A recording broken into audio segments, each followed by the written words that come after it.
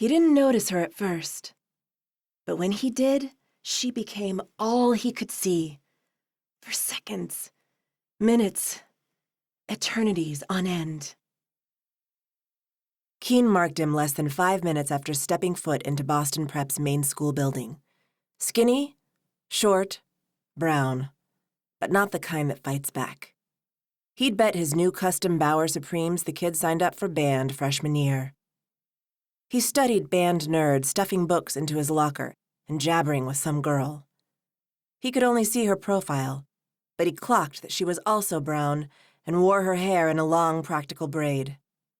She kept her face turned toward band nerd as she stowed her books, like she actually gave a shit about whatever he was talking about. Girlfriend, Keane concluded. Probably played for the band, too. Keane had yet to encounter a lunch money mark who actually knew how to bag a girlfriend without getting band involved. Flute? Clarinet, he guessed. Something delicate and useless like that. Yeah, this kid would definitely make for perfect prey. He thumped his sweet and teammate Con on the shoulder. "Watch this," he said. Then he cut left in band nerd's direction. Time to show everyone at this new school who not to fuck with. "Just so you know, I plan to kill myself if Mr. Marchetti refuses to let us play anything from the current millennium this year," band nerd was saying. He had an accent, Keane noted. Not Puerto Rican. Indian, maybe? His girlfriend made a chiding sound in the back of her throat, half laugh, half groan. "Sweetie, don't say that. I'd be so sad." "I am completely serious." Keane grabbed band nerd by his lapels and slammed him against the locker before the kid had the chance to finish his lame-ass declaration. Lunch money. 2 words, spoken calm as fuck. Keane didn't bother with a follow-up threat. He didn't have to. He could tell from the about-to-piss-my-fucking-pants look on band nerd's face that the kid knew what was up and understood exactly what would happen if he didn't fork over the cash. Yeah, he'd snagged the right mark for sure. Hardly any effort required. So instead of growling threats in his face, Keane simply stood there, dangling band nerd in the air as he waited for his money. But then somebody tugged on his arm.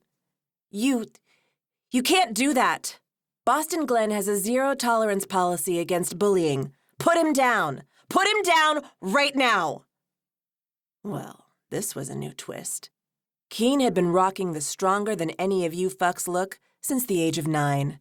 And thanks to that implicit promise of beating the shit out of anyone who tried to come between him and his lunch money, he'd never had any guy, much less a girl, attempt to stop him from taking someone else's lunch money.